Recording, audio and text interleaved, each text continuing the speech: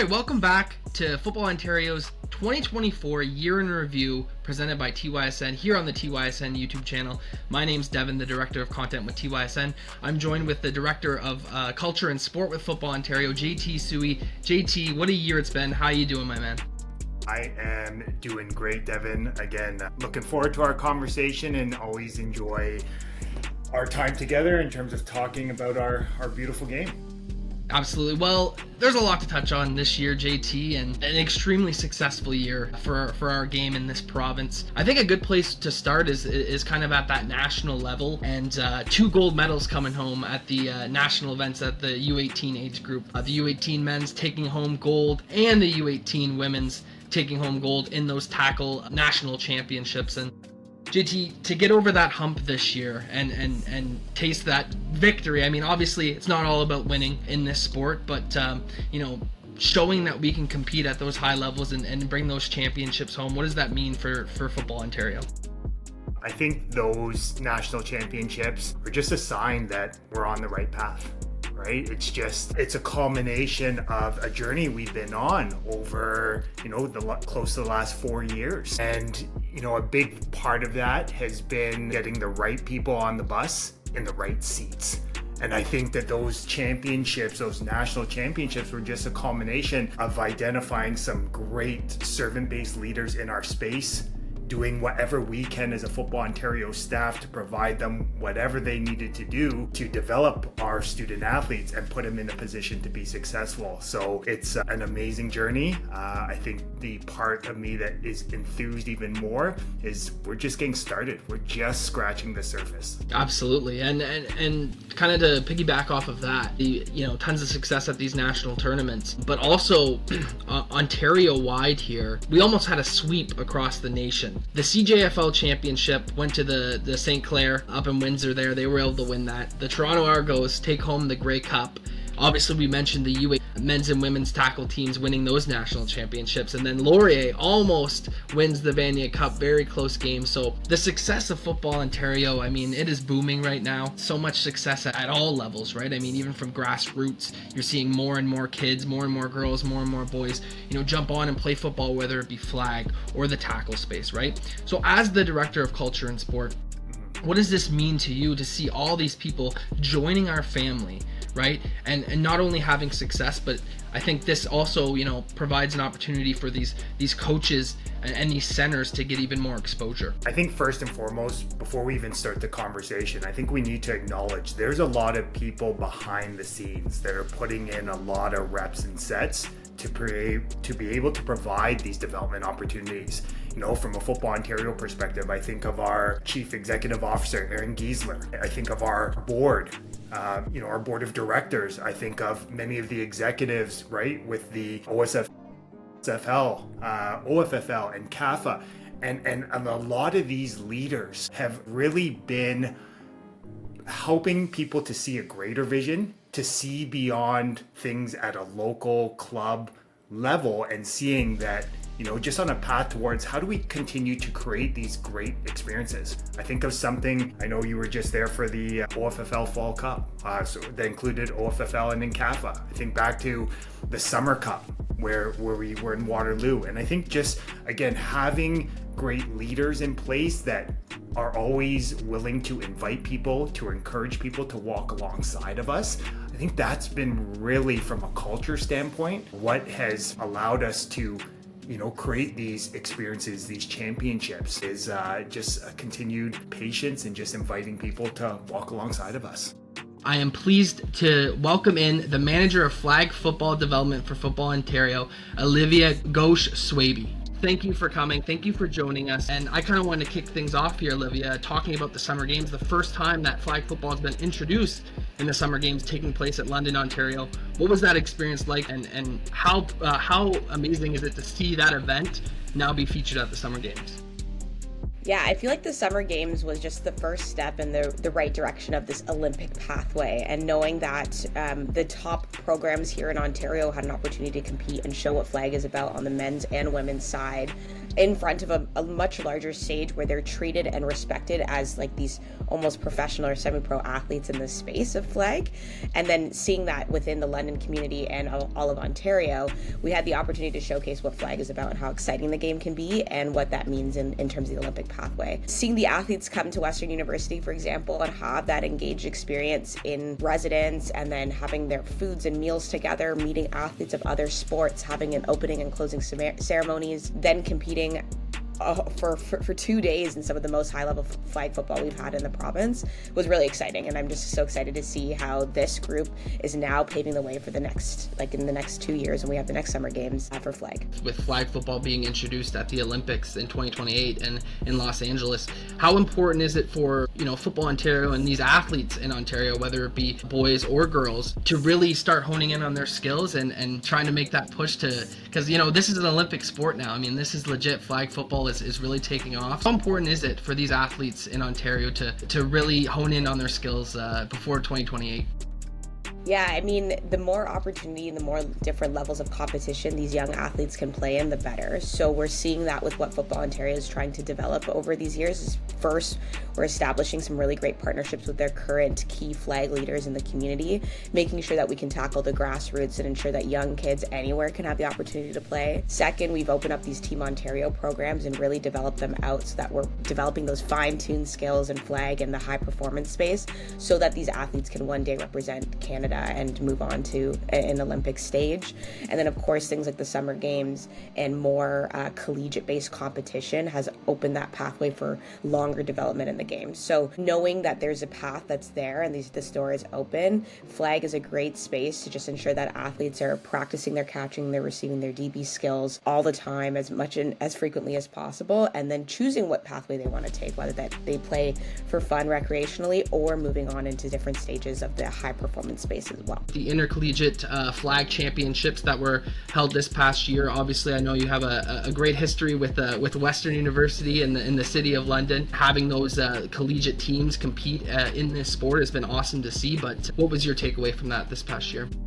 Yeah, so we had 2 collegiate-based events this year. The first one was in April, which was our provincial championship that you're referring to, and then one just happened with the Vanier Cup, where we're really trying to showcase collegiate flag in the youth sports space with the Canadian Collegiate Women's Flag Showcase. So intercollegiate flag is booming in the women's space. It's the opportunity for women to be able to play, and being able to see at the provincial level the top 3 teams then go on to represent Ontario at nationals hosted by Football Canada in May was a super exciting experience. I mean, each year it grows. So last year we had about 12 to 14 teams at provincials, and this year we had over 15, and then we're expecting over 20 going into 2025. So knowing that the collegiate space is continuously growing and that there's a lot of competition there, the level of play is just always going to get better, and the opportunities for young girls to keep playing when they leave high school, it will continue to grow. So that's always exciting, and seeing the sport grow and being able to play on Tim Hortons Field in a great venue has been awesome. And then the youth sports space and being able to showcase women's flag just before the Vanier Cup kicked off over at Queen's University, and then continuing into the Sundays, always exciting, and bringing in teams from Quebec to play against Ontario teams just has elevated and showcased what the sport is all about. Absolutely, and you touched on it a little bit there, but I really wanted to talk about the girls' space a little bit more and dive deeper into that, because obviously we've seen the number of girls in our sport grow year after year, especially with this flag space becoming so competitive and also just a segue for girls to get into the sport and then maybe play tackle and things like the OWFL and things of that nature, the national championships. But I think it all starts with flag when it comes to boys and girls, but specifically with the girls, how important has it been to see the growth of the girls in our sport the past few years?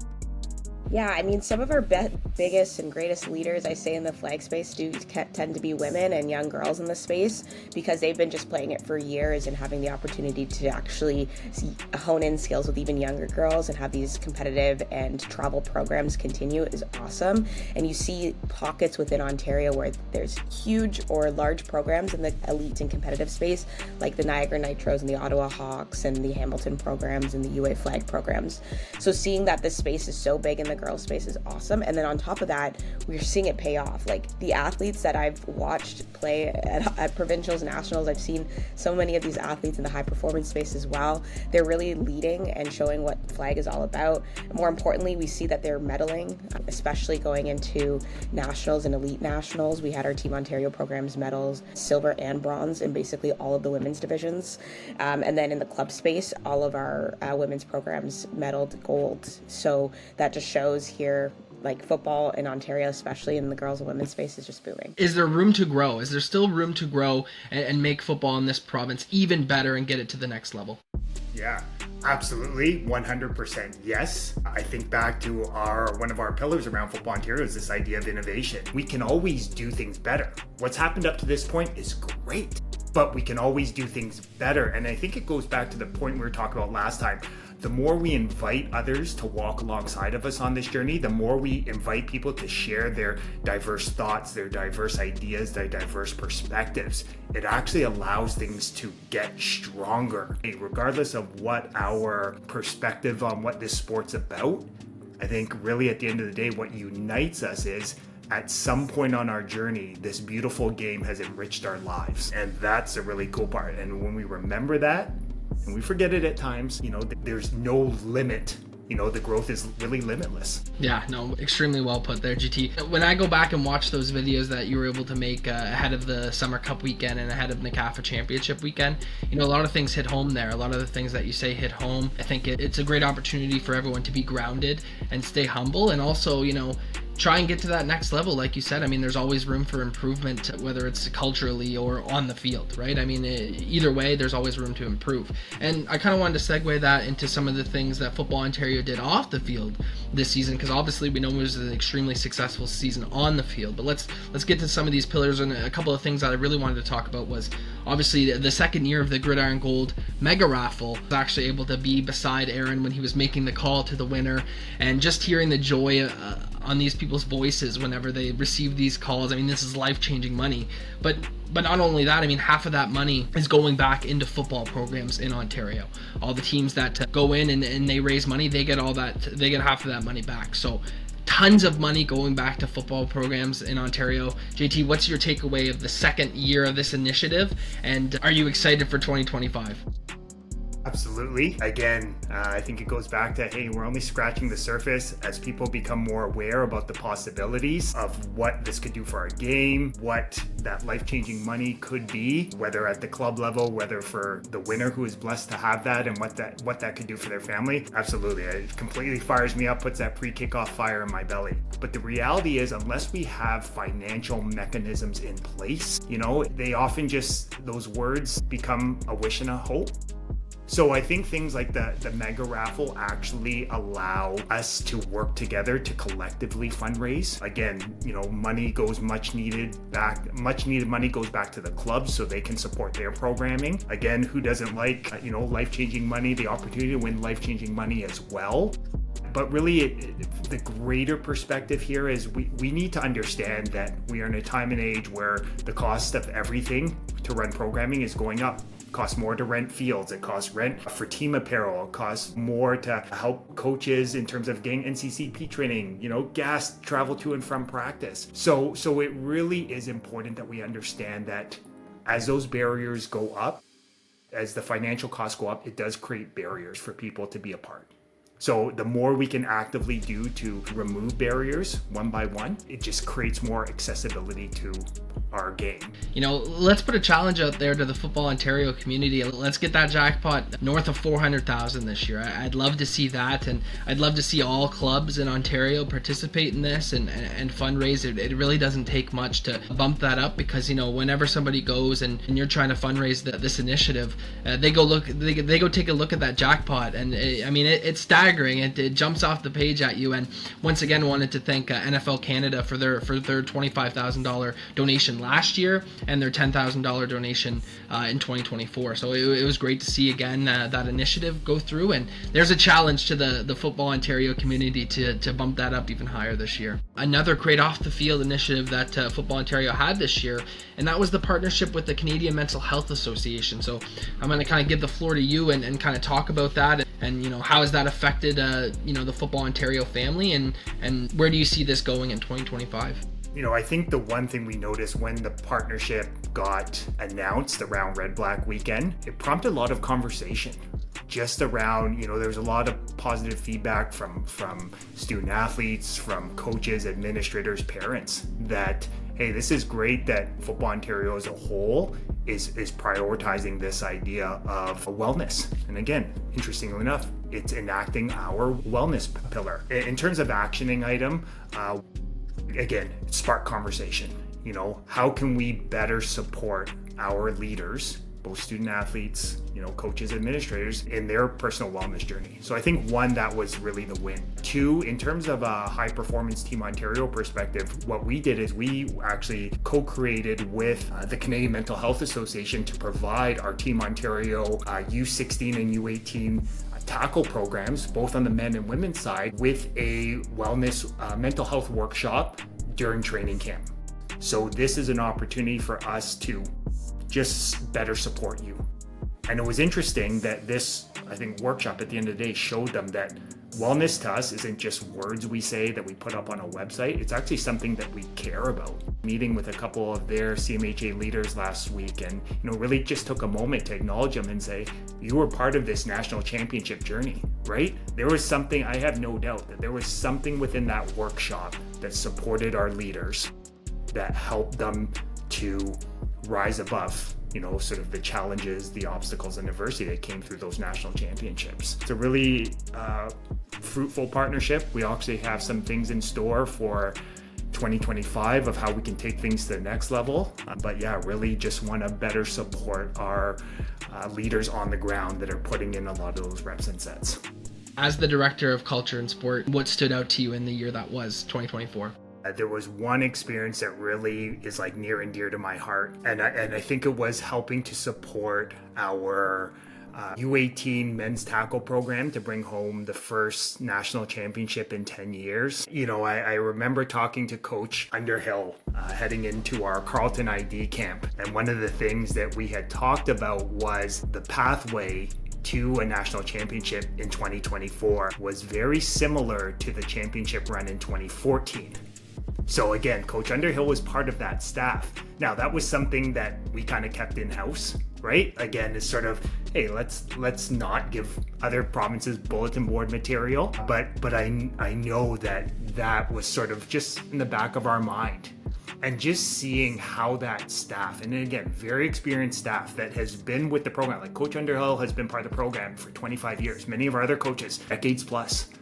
And it was really just amazing to see how, as soon as they stepped in the door, despite the fact that they are leaders at multiple different universities, in the OUA, in the community, in different cities, as soon as they crossed that line, it was all Team Ontario business. Like, they were all in.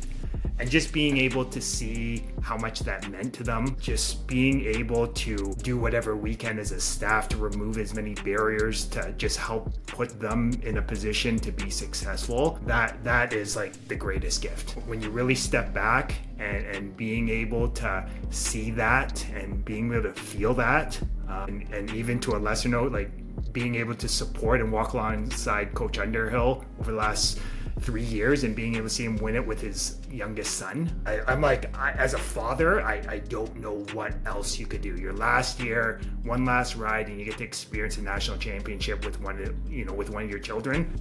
I think it still gives me goosebumps, still makes me feel emotional to this day, but that is definitely an experience that I'll never forget.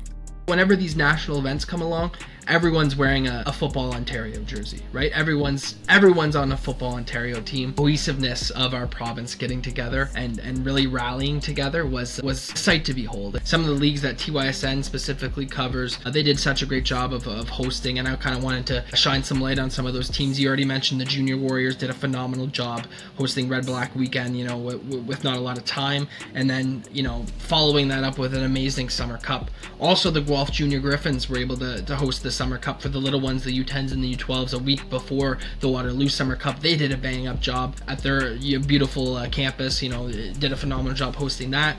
You go to NACAFA, Nepean Sportsplex hosting both the NACAFA championships, and the Fall Cup, phenomenal job there as always. Tons of Football Ontario representatives hanging out there at those weekends.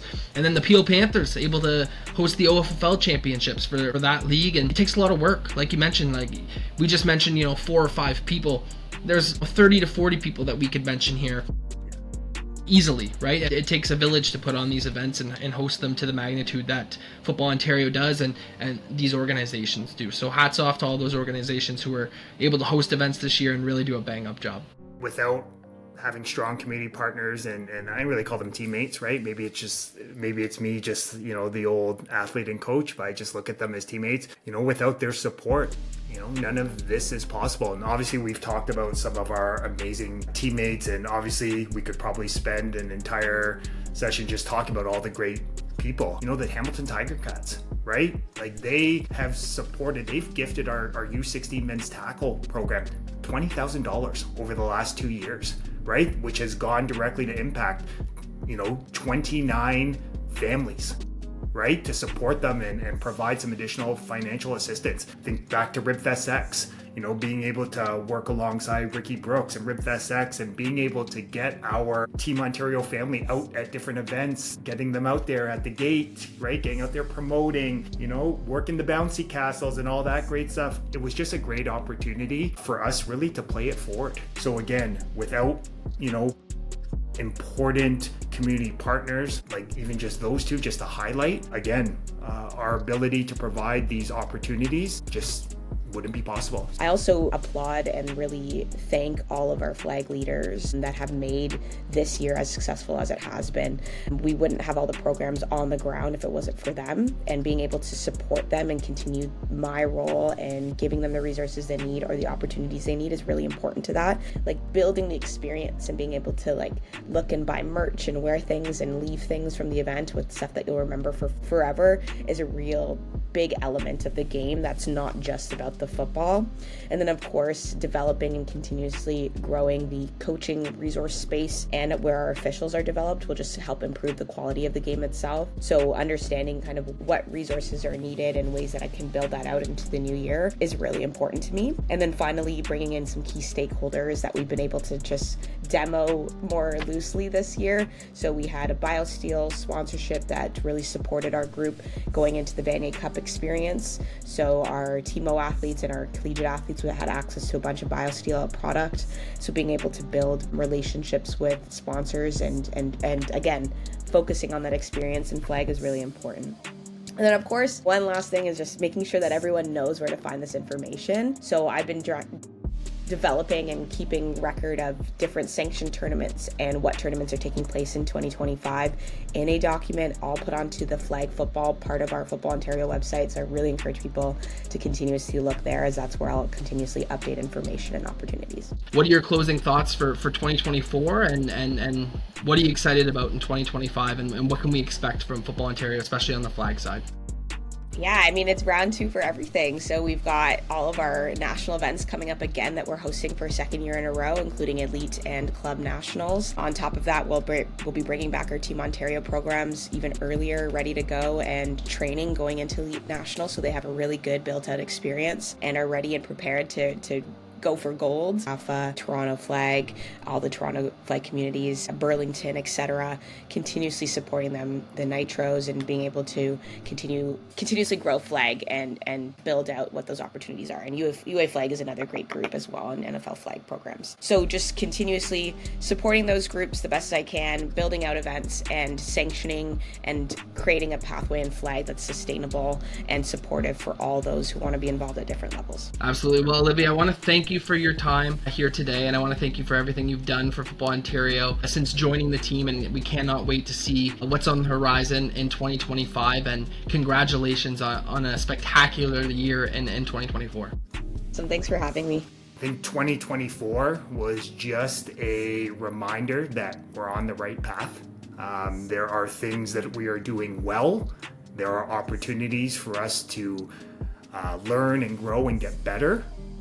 That's like the beauty of sport, right? It's a never-ending journey. I think for 2025, what's really been at top of mind and top of heart for myself is this idea of how can we continue to create the best possible development experiences while still being more efficient with the time and the energy it takes to get there? And again, it goes back to that, how do we create greater accessibility?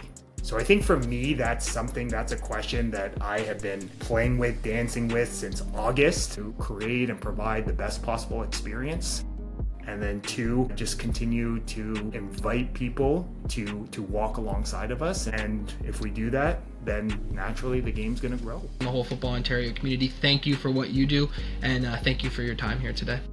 Thank you, Devin. I appreciate you, and looking forward to reconnecting live and in person very soon.